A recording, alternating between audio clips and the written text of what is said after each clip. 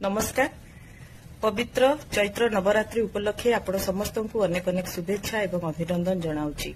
माँ तांकर 9टी रूप पूजा पाउछंती एवं माँकर प्रत्येकटी रूप गोटे नारी जीवनर विभिन्न सोपान बा पर्यायर कहानी को वर्णना करिथाय।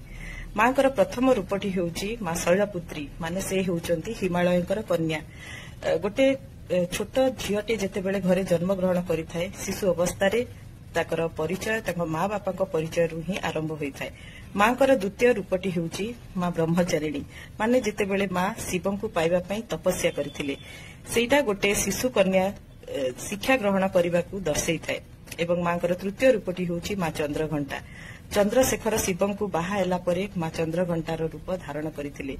गोटे नारी जीवन रे जेतेबेले विवाह बंधन एवं विवाह हबार गोटे सोपान आसे सेटा हेउची ता जीवन गोटे गुरुत्वपूर्ण एवं महत्वपूर्ण पर्याय एवं माँ चंद्रघंटा रूप महिलार गोटे नारीर सेही पर्याय को दर्शाई थाए।